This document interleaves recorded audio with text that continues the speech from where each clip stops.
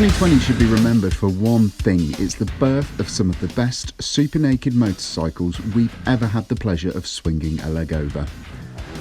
The super naked class has been burgeoning for a number of years now, although with greater competition for sales, 2020 saw some manufacturers turning the dial up to 11 to help come out on top in the sales charts.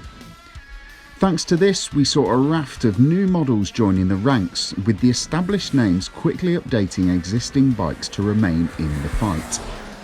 We've been lucky enough to ride 3 of those models this year, with the all-new Kawasaki ZH2 and Ducati Streetfighter V4S and the heavily revised KTM 1290 Super Duke R standing out as firm favourites in the class. To find out which is the best, we've tested all 3 extensively. So here's our definitive verdict. Sitting pretty as the most powerful super naked we've tested this year, the Ducati Streetfighter V4S produces a claimed 208 bhp and 90 pound-foot of torque. The engine in the Streetfighter is only a slightly sanitised version of the Desmosedecci Stradale 90° V4 that is used in the V4S sports bike, and it only loses out 3 bhp to its fully faired stablemate. The mapping of the bike has been tweaked though, with the Streetfighter making more bottom end and mid-range torque in this guise. The increase in torque though is difficult to detect, as the majority of the Ducati's fun zone appears above 8,000 RPM, where the engine goes from bonkers to stratospheric, and you're already well into licence losing territory by then, in either of the first 2 gears. Unlike the other 2 bikes on test here, the Ducati lacks some of the low-down grunt that makes riding on the road quicker, safer and more enjoyable.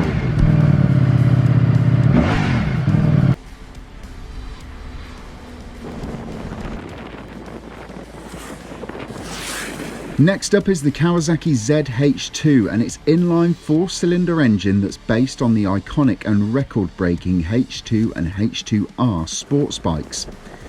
In this naked form, the Kawasaki produces a maximum 197 bhp and 101 pound-foot of torque. Because of its gear-driven supercharger, which can spin it up to 130,000 RPM, the Kawasaki gives the rider almost instant access to all of that torque at seemingly any revs and in any gear. Of all the bikes on test here, the Kawasaki is also the easiest to live with as a daily rider. The engine can be docile, smooth and even refined, making riding around town and filtering through traffic a much less stressful affair. Point the Kawasaki down your favourite road though, or along a decent GP circuit, and twist the throttle and the acceleration offered by that weapons grade engine is impossible to beat.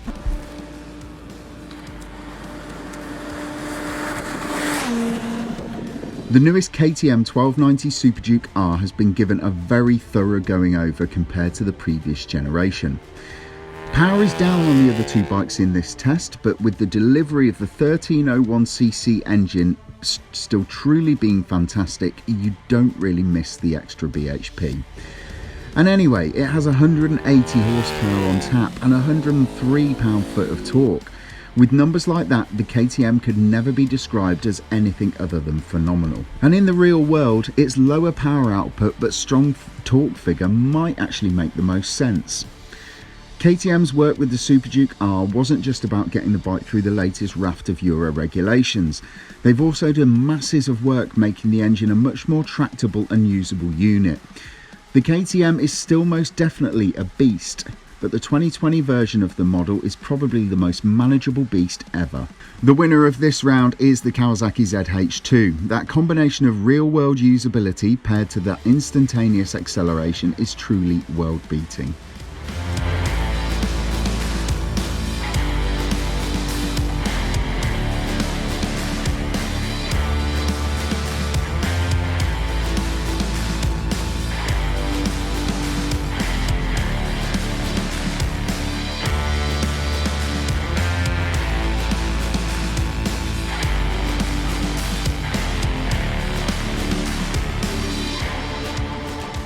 With its sports bike derived chassis, Öhlins semi-active EC suspension and 199 kilogram wet weight, it's really no surprise to hear that the Ducati is a stunning thing to ride fast, slow or anywhere in between.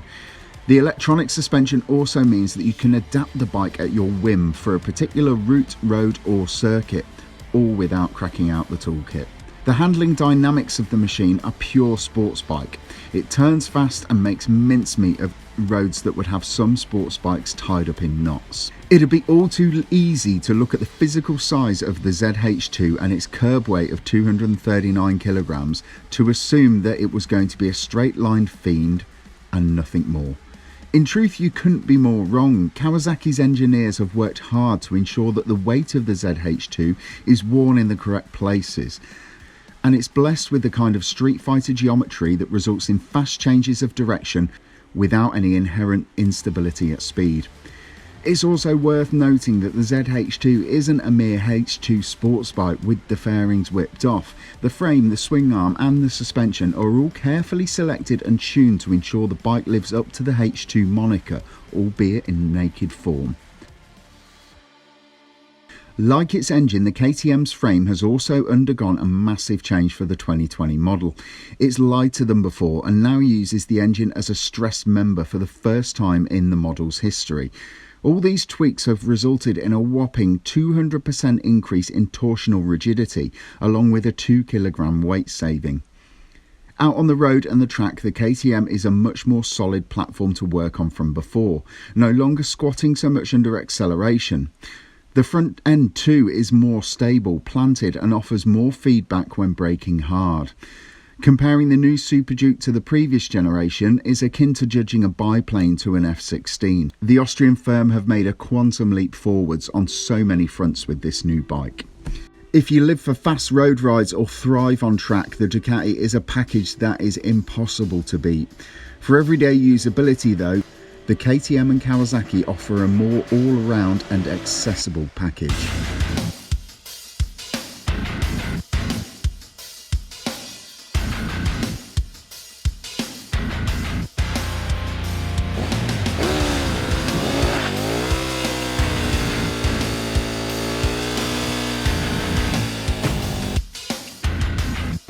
Choosing a winner from these three bikes is a very tricky task. They all go about cracking the super naked nut in very different ways, and they all have different pros and cons. The Ducati is unashamedly a sports bike with the fairings ditched and some handlebars added.